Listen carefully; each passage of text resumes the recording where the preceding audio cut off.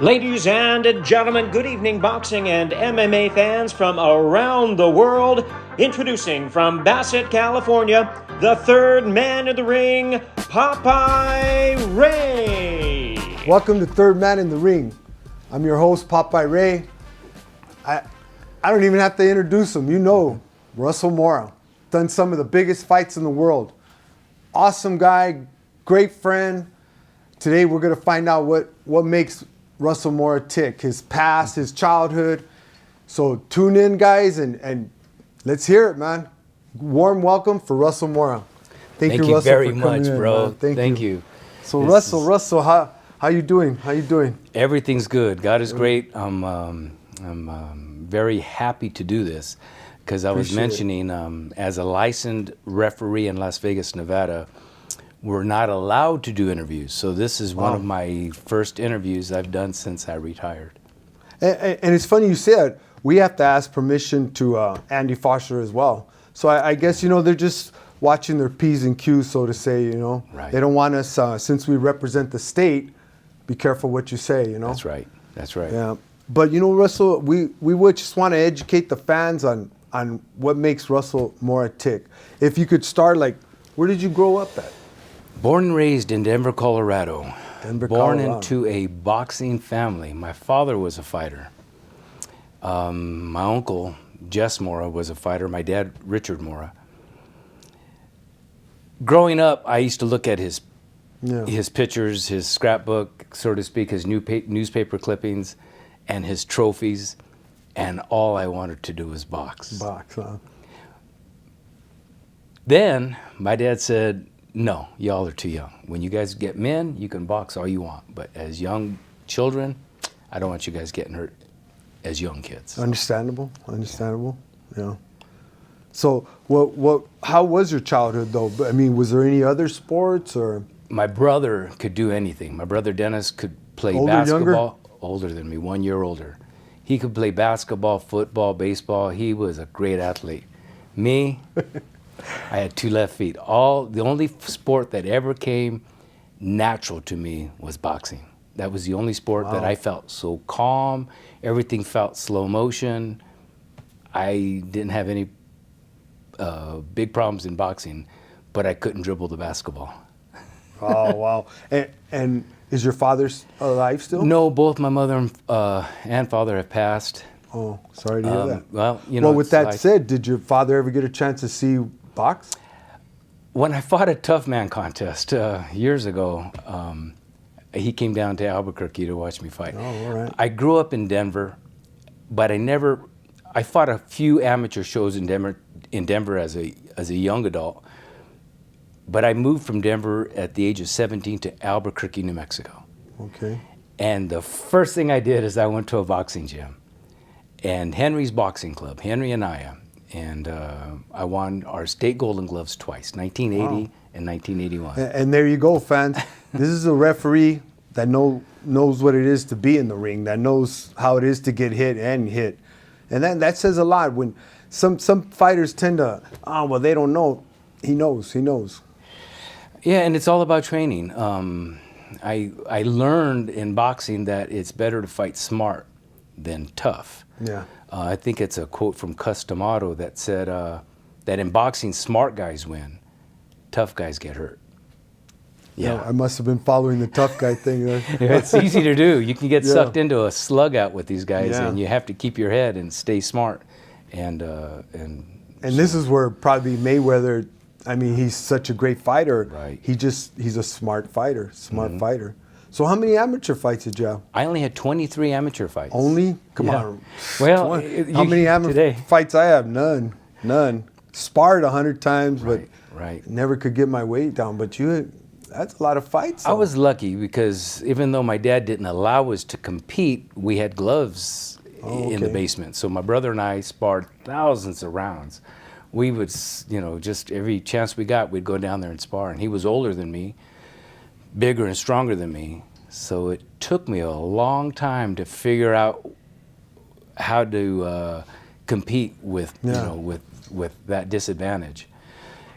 And before long, I could learn how to counterpunch. Before long, I was beating him to the punch, and before long, he was telling me, hey, you're hitting too hard, man. Chill Relax. out. Yeah. Chill out, bro. Yeah. So what did you do before boxing? Well, when I moved to Albuquerque, I wanted to be an electrician. So I tell the story that I actually had two loves. First was electricity, the first was boxing, and the second one was electricity. So I was a journeyman electrician, and then I became an electrical inspector. It's an interesting story, and I want to maybe back up just a minute, because as an electrician, I was a journeyman electrician, and an electrical inspector came to the job site, and I knew what I wanted to do, because this guy knew the code book. We were all, sweaty and working hard, and this guy was clean shoes, He gives pretty much the final say so, yeah. He was the authority. And I thought, that's what I want. I want to be an inspector. So I asked the electricians, I asked my friends, how do I become an inspector? And they said, it's impossible. Wow. They said, man, those jobs are so few. Be an inspector, don't encourage you to do that. You're one of us. You can't be an inspector. So long story short, after going back to school, after studying, and after passing the inspector's exams, I was an inspector for 26 years. Wow. Yeah. And I'm thinking that exam wasn't a walk in the park. No, it wasn't. In fact, because everything falls on you if something should go wrong in the future. That's right. Because you got a sign on there. I was in construction there for years, and anytime anything had to be passed by our inspectors first. That's right. So yeah, that's a lot on your shoulders. It's a big responsibility, but you got to know the code book. Yeah. So it's a parallel to boxing. As referees, we got to know the rule. Yeah. And if we don't know the rules, we can't be a referee. And the same with an inspector. You have to know what the code book says. In order to pass the inspector's examination, it's called an ICC certification, International Code Council. When we took it, it was ICBO, because that was years ago, and it was a 4-hour exam. Wow. 2 hours closed and then 2 hours open. For an engineer exam, it's 6 hours. So we weren't very far from that. You weren't far from that. And it was, but you had to know what you were doing. And then, anyway, my last 10 years, I worked here with Clark County here in Las Vegas, and I did electrical plans examination. So just plan review. That's like blueprints? Yes, exactly. Exactly. So I only did electrical. You're a smart guy then, man. Well, only electrical and boxing. That's the only two things that I really was interested in. So that's awesome. Thanks. So was referee always in the back of your mind? Because jumping ahead, you've done some crazy, awesome fights. So back in the day, was it always in the back of your mind? After boxing is over, I'm going to be a ref? Or? Well, again, it was the same story. It really was the exact same thing. When I quit boxing, or when I stopped boxing, I had a choice. Do I turn pro, or do I just work at my electrical job and pursue being an inspector, or so on and so forth? And for me, my choice was to not turn pro and go the other way. My father was pro, my two little brothers were pro.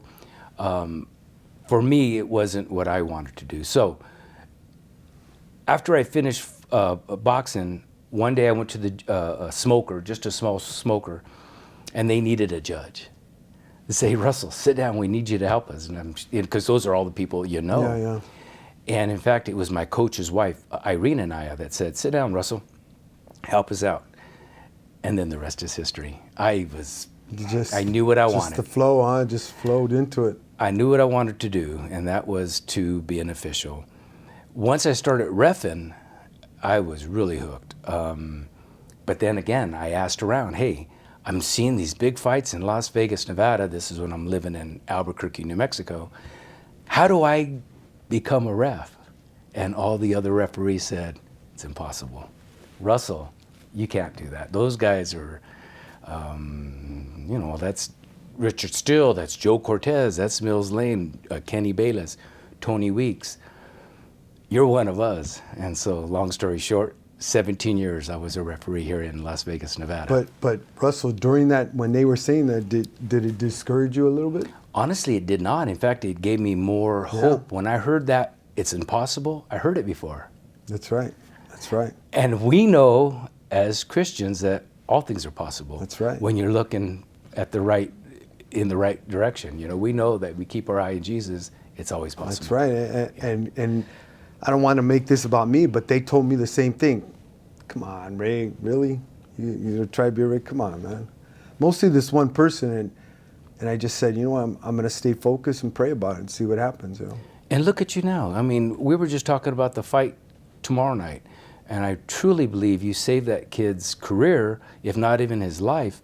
We have some tough decisions to make in the ring. Yeah. And sometimes, if you're on the other side, you may not be in favor of our decision, but one thing for sure is that our decisions aren't with malice. Our decisions aren't with a hidden agenda. Because the truth is that if we make a bad decision, we won't be working for a while. Yeah. Thank you to HDC Construction in Ontario, California. They're a national leader in commercial construction with a proven track record of expertise in cold storage solutions and epoxy flooring. Their team works closely with you to efficiently meet all compliance standards while maintaining budget commitments and completing projects on time. HDC Construction works with Fortune 500 companies and small businesses throughout the country in the areas of steel stud framing, refrigeration panels, dock doors, comprehensive drain systems, fire sprinklers, block walls, and much more. For bids, quotes, or a free consultation, call 909-626-0214 or visit their website at www.hdconstruction.com. Ralph Sarabia and his wife Jody Sarabia are the founders of Putazos. They started Putazos to reach the veteran community who is currently losing 22 vets a day to suicide. Ralph and his unit, 2nd Battalion, 5th Marines, lost over 15 guys while serving in Iraq. He wanted to share with you that whether you fight physical or mental battles, it ain't over yet. With that said, Putazos has developed high-end boxing gloves that have been approved by State Athletic Commission to be in pro fights. If you want a boxing glove that's inspired by patriotism and is battle-tested, check them out at putazosfightapparel.com. And just keep in mind that a portion of Putazos proceeds will go to the Semper Fi Fund, which helps wounded warriors. Andy Foster always tells us, well, Ray, if any of you guys make a bad decision, you won't work for a while, but you'll get back in there. Right. You know, so it's like saying, I hold you accountable, so mind your rules, pay attention, listen to the stats I give you, you know what I mean? And best of luck to you, you know? That's right. Best of luck to you. So, Russell, on the day of any fight, because I'll get to the title fights later, but any fight, what's your routine when they call you, hey, Russell, you got a show next week, Saturday? The days leading up to it, if it's a big fight, I want to do my homework. I want to do the homework on both opponents, what they do, what they don't do. In fact, I want to see what was working for the referee and what wasn't working for the referee. With the Tyson Fury and Deontay Wilder 3, the trilogy, I had a big advantage because I got to see what Jack Reese did in the first fight. Yeah. I got to see what Kenny Bayless did in the second fight. I got to see what was working and what wasn't working. That was a great fight, too. That was a great fight. Great refereeing. Great refereeing. Thank you very much. Yeah. Thank you. But a big advantage I had because I got to see the other two fights. So when I went into the dressing room, in fact, Jack and I were on the phone for hours discussing just the dressing room instructions. In fact, it got to the point where we realized... Let me interrupt you real quick, Russell. Fans, that says a lot about Russell and himself. You heard him saying he called Jack ahead of the fight. I'm not mentioning names, but I know some referees, I ain't calling nobody. I know what I'm doing. Don't tell me what to do. When you start thinking you arrived, you're in bad shape, in my opinion. That's me saying that. But that says a lot that Russell even called Jack to say, hey, what could I do better? What am I looking for? And I appreciate that because, again, you guys seen that fight. That was a great fight and a great refereeing. Thank you so much. I really, as referees, we all still have to be a student of the sport. Yes. Once we start thinking we know it all, it's time to go. Absolutely time to go. It's funny because I relate that to electricians, and the most common electrocution or shock for electricians are the journeyman electricians. The journeymen that have been a journeyman at to a time where he's complacent. Yes. And the new electricians are on their toes. They fear electricity. Yes. But it got to a point where these other older electricians are no longer fearing electricity. So it's the same parallel for referees. We got to stay on our toes if we got an assignment. And Jack always says, be ready for anything, right? Anything could happen. I'm telling you, we pretty much discussed every single scenario on the telephone, and also with Kenny Bayless. We went Another around great official. Yeah. I try to get Kenny Bayless in here, but I think because this won't be released till later, but we found out he has the fight tomorrow, the big fight. So I understand why he couldn't show up, though. But go ahead. We're talking to Kenny about the fight as well, no? Yeah. But we were talking for hours, and guess what? Probably a week's worth of conversation only about the pre-fight instructions. That's all we had. We hadn't even got out of the dressing room yet, and it's been a week that we've been on the phone. But in fact, it got to the point where we agreed that maybe we should rethink the instructions, and they shouldn't be pre-fight instructions. They might be better considered pre-fight expectations.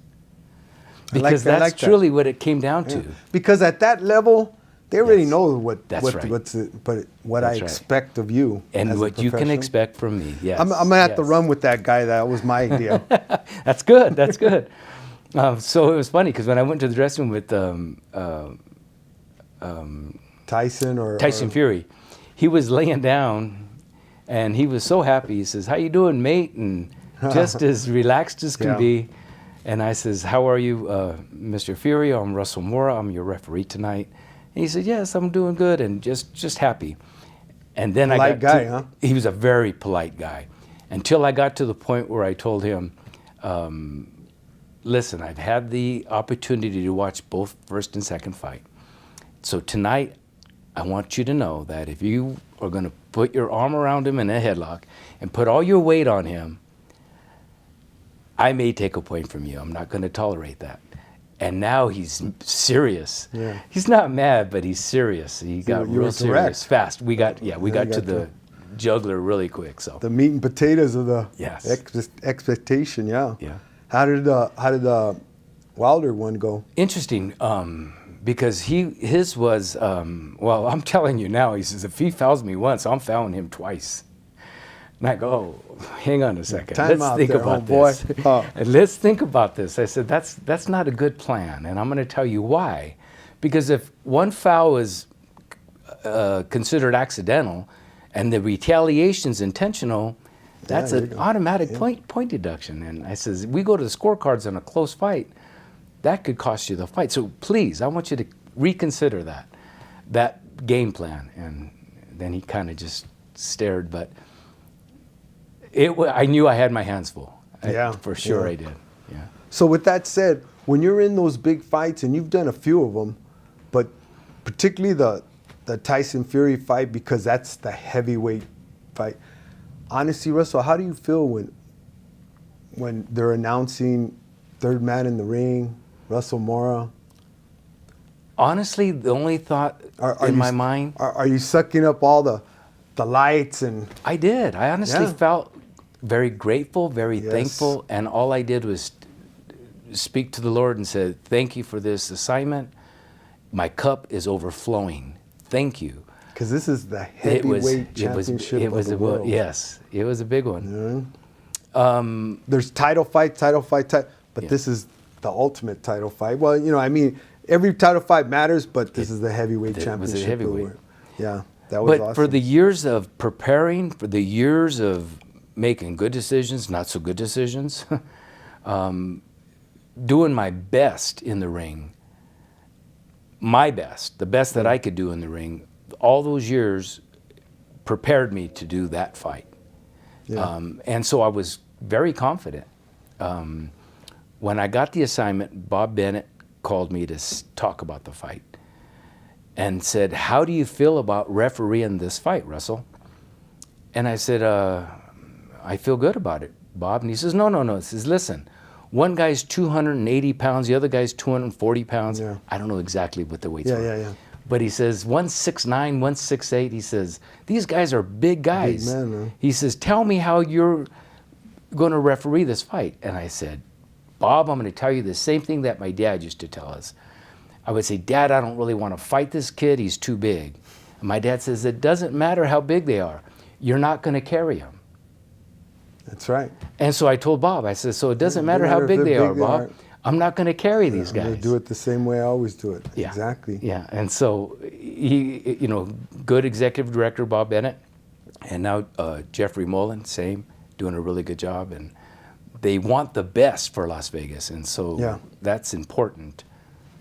But so tell the fans, what does Russell Mora do on those days before a fight? Okay. What is your routine? Do you eat something different? Do you not work out? You work out? You're obviously in good shape, Russell. So I can be in better shape, and but thank you. Well, let me back up all the way to the beginning, because I remembered something that's really important. We're sitting here, and there's a saying that says, behind every good man is a great woman.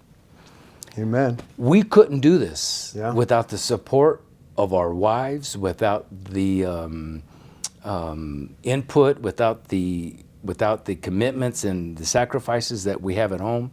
Our children, all of them pitch in to help us achieve this. Okay, so now the day of the fight, my wife knows that I am pretty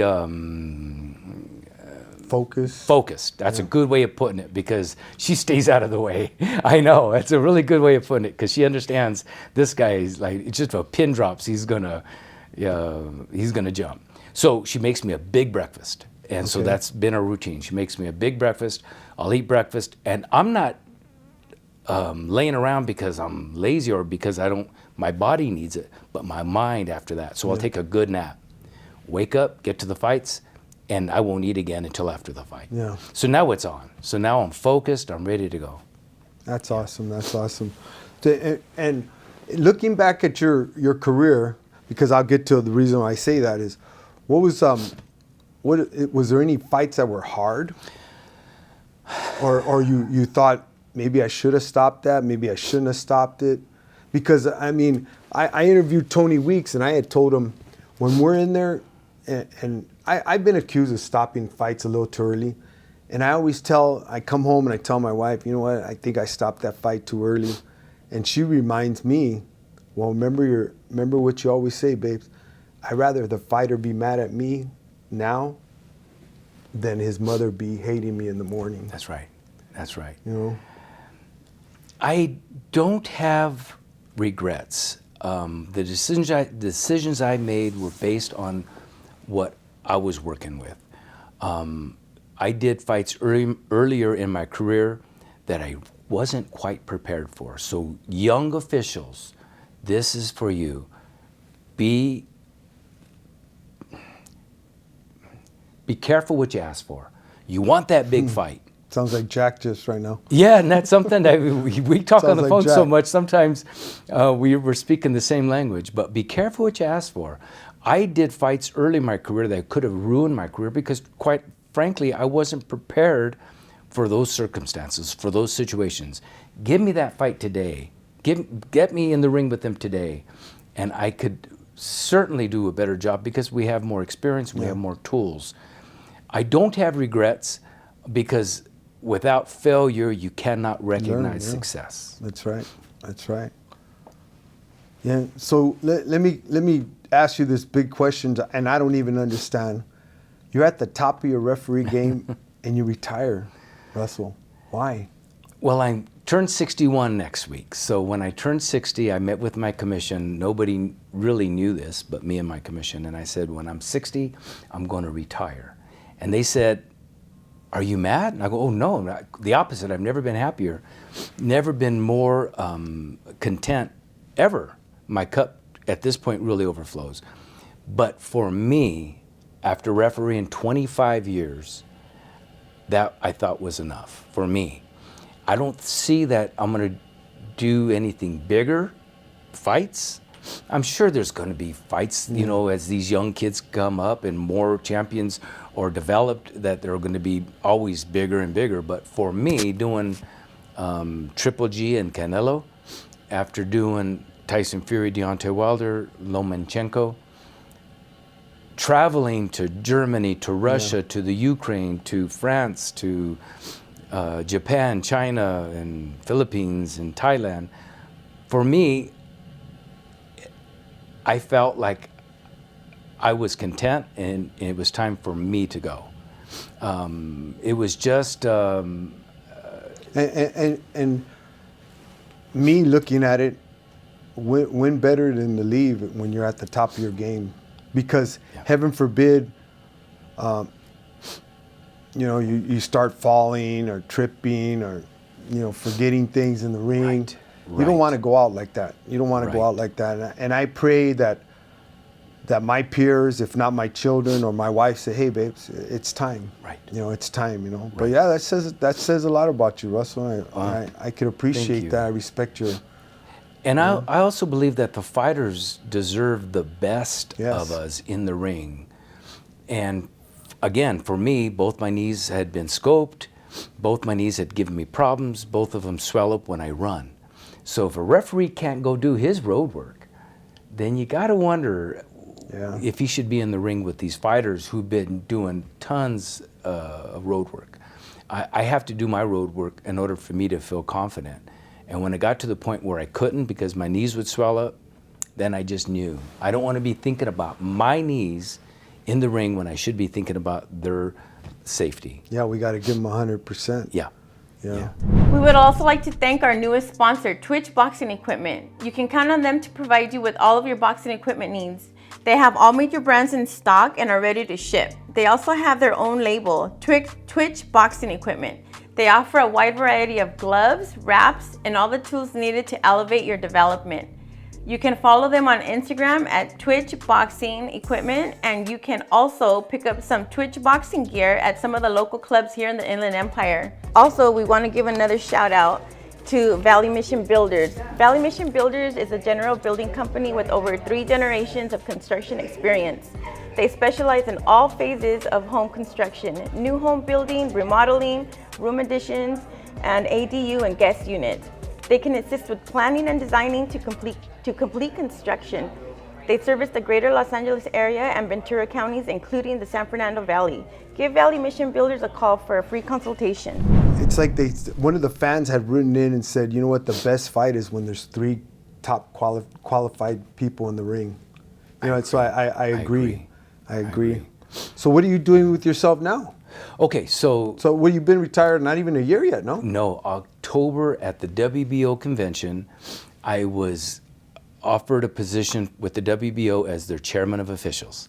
Oh. So again, I get the grace of God and I get what I don't deserve, but I'm very grateful and I'm very thankful because now working for the WBO, I'm gonna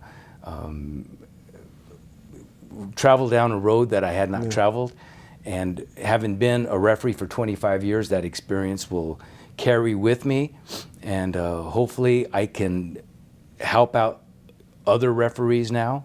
Hopefully I can share my experiences. And you help out, and you're Jack's sidekick on his arbiters, the arbiter that's true. Class. On the arbiter class, and Jack this is where I founder. tell you, fans, if you guys want to be a referee, you're thinking about being a referee, take their class. Take their class. You're going to learn from the top. You're going to learn what it takes to be a referee. You're going to learn the rules, and they're going to show you fight scenarios. But like Jack says, don't sit behind a computer and be critical of us guys that are making these decisions for these men's lives and women and not know. So if you really want to know, take the class. You can email me, and I think Jack's having one in September. Yes, that's correct. A Labor Day weekend. I believe it's the 1st, 2nd, and 3rd of September. And yes, we talk about stuff that nobody wants to talk about. Yeah. You know, it's easy to sit down and talk about, a simple knockdown or a simple low blow or, anything that's simple. But when it gets to be a complex situation where there's a few things added in there, nobody really wants to talk about that. But we will. I think Jack has a saying that is to do what's best for boxing. And I really believe that the referees should strive to not be the best in boxing, but instead be the best for boxing. Yes. If we're working at being the best for boxing and not about ourselves, we leave ourselves out of the equation, then everything takes care of itself. Then we're no longer that sore thumb in the ring. Yeah. Then we know our place. One time we were in line at, am I rambling? No. Okay. No, not at all. One time we were in line at the T-Mobile to get our credentials. And Gino Rodriguez was in line, and he was in front of us. And one of the other guys in line said, "Man, who are you?" He says, "Everybody comes to talk to you." And Gino, as humble as he is, just says, "Well," he says, "I'm a supervisor for the WBO." He said, "But I used to be a referee." He says, "So they're all my friends." And that's why I know them. Props to Gino. Gino Rodriguez. You know his daughter's a big-time actress now. Oh, yeah, she's really good. I just saw that new show. Yeah, she's funny, man. The she's new funny. show is, I don't know, the dead people come and talk to her, and it's hilarious. Yeah. Anyway, so then the guy goes, "You were a referee?" And Gino says, "Yeah." He says, "What fights did you ref?" And then I came in and said, "He just did the last Pacquiao fight," because at that point, that's the fight. That was his last fight, I think. And let me interrupt with that comment. Which fight did you ref? That's a compliment. And that's exactly what he went to. When somebody tells you, That's right. You know what? You refereed that fight. You did a good job, because you don't have to get involved. And even if you have to get involved, you're doing it at a minimal. And the fight's not about us. I mean, I thank God that people, "Hey man, I seen you in the fight," But when they say, "Who refereed that fight?" and it was me, God is good, That's right. So we don't have to get involved. And again, if we have to get involved, it's minimal, and that's what you want, because the fight's about the two fighters, not the referee. In fact, that's exactly what Gino said. He says, "Thank you."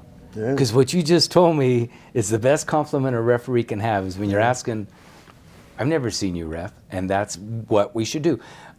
There's another term that I found at my wife's seminar, and that it's the art of becoming invisible. Oh, okay. And if we do that, again, it all works out. So we're there when we need it, when we need it. I heard that saying way. from my wife when she wants me to take the trash out or something.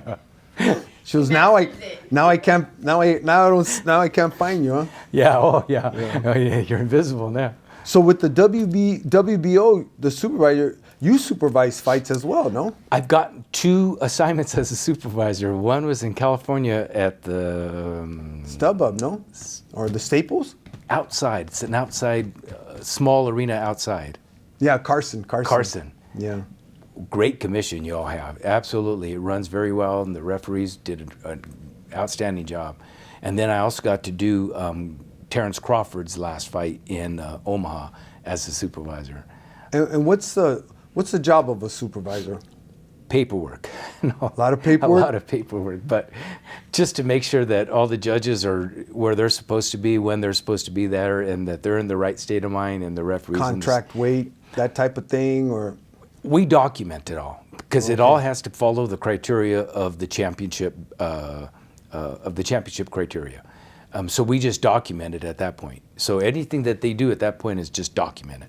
Yeah, that the doctor signs off on his physical, that the fighter made weight. Is it fair to say no hanky-panky, or? Yeah, absolutely, absolutely. I think, I know, I guess it's easier to hate than love, and I guess it's just human nature. But people get this idea that boxing has, people are trying to get away with stuff.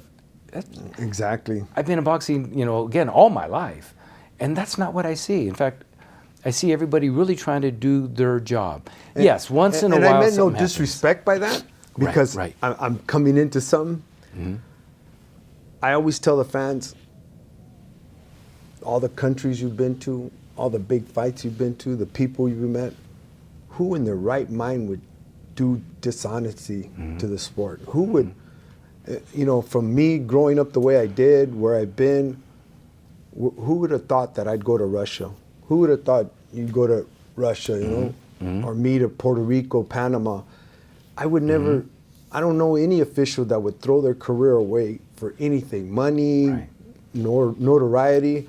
So that's why when you said that, I was trying to set it up, I guess, Yeah, and that's really a good point, because again, that's sometimes the idea that, in fact, that's been some of. Wasn't really thinking about going here, but I think I will, because now it seems like boxing and sports writers have always had a relationship. It's always been from the beginning of time. You see those little guys with the nice hat and the press sign on their hat. With the little, But the press then were writing about what took place, what happened. Okay, this guy knocked him out in the second round, and the referee, saw enough and stopped the contest, or whatever it was, and they wrote it. Well, now I think some of these guys are a little bit confused, and some of these people with computers, and now they're considering themselves boxing experts. So that concerns me, because, okay, wait a minute. If you haven't boxed, if you haven't refereed, if you haven't trained a fighter, if you haven't judged, why are you criticizing our judges? Why are you criticizing the referee? Please walk a mile in my shoes as a referee before you criticize. And I bet you won't. Then I bet you won't. That's where Jack was on my podcast. He goes, you know what? You might go to high-class restaurants every day of the week, but it doesn't make you a chef. That's right. You might watch fights all the time, but don't make you a referee. That's right. And again, if you want to be a referee, go to this class. That's right. Go to this class. I challenge you, bro. But please don't sit behind a computer and criticize and even make ugly remarks that boxing is crooked or MMA is crooked. And don't take this on a content. And this is Ray Corona talking. I've never seen corruption since I've been a referee since '98. Is there politics? There's politics in Little League. That's right. You know what I mean? The coach's son will pitch, and he can't pitch for nothing. But is there corruption? I've never seen it. I've never seen it. So don't take that out of context, because I know you could take this part and that part. But you know what? I've never seen corruption. But again, if you guys want to be a referee or even a judge, some of our commentators will say, oh, that's a 10-10 round. Right. That is not. Right. There's no such thing, and we cannot make up our rules. 9-9 round. You know what I mean? Okay. We can't make up our rules, just because we got a beer in our hand, Right. and sit there and belittle our judges. When you're not watching a fight ringside, it's different on the TV. It's different when you have the announcers, the commentators saying things to influence your judgment, Right. or you have the privilege of a replay. That's right. You know what I mean? So again, you guys, you hear it from the best. He retired at his top of his game. So I encourage you, if you want to, are you going to be at the class, this one with Jack? Yes, I am. Definitely. There you go. I'm gonna be September, you got to get on there and go to that class. We encourage you. And some of the former boxers who now maybe possibly want to go into commentating and or whatever they want to do in boxing, please this go. is a good time to go. Yeah. And again, no disrespect to the former world champions who are commentators, but please referee a fight. Referee, just a couple of 4-rounders. Know what we feel. Please, I'm asking you guys to understand what we're going through in the ring. I've been, one fight comes to mind, and this kid's eye, I'm not going to mention any names, there's no reason to, but the kid's eye closed. And so they showed the instant replay, and yeah, sure enough, they show the punch, they show it go away, and then they show the guy's eye closing. But what they don't know is that I was the referee. I was right in the ring, and not only did I see their heads connect, but I heard their heads connect. And it wasn't a head-on collision. It was more of a fleeting connection, where just one kid was going this way, the other kid was going the other way. So they showed this over and over again on the replay. So everybody was convinced that I missed it. So the 4-round rule is applied, and that if it fight due to injury, 4 rounds are not complete, it's a no decision. Yeah. And so because it's a no decision, I didn't do it. It's what I was given. Yeah. So what they don't know, and this is really important, is that he goes to the hospital. He has a fractured eye socket. 116 pounders with padded gloves don't break an eye socket. I'm sorry, it doesn't happen. Having been in the ring, yeah, middleweights and heavyweights, I can see that being more of a possibility, especially if we're in a later, just guy's been taking a beating. But in the first round, within a minute or 2 minutes of the first round, I don't see that happening. Plus, I hear it, I see it, I'm right here.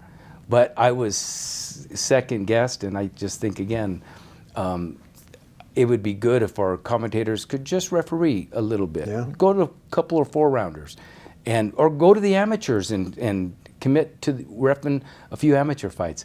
I think you'd get a whole new appreciation for what we do. Different perspective, yeah. Yeah. Because even ringside, people with ringside seats don't hear what we hear in a fight. Right. The grunting, right. And when they get hit with a body shot, and they Yes. I just, those are the things. When I used to box, you could hit me in the face, but don't hit me in the body, bro. Yeah. And some of these fighters, when they get hit in the body, they make some noises like, oh my God, the pain is just.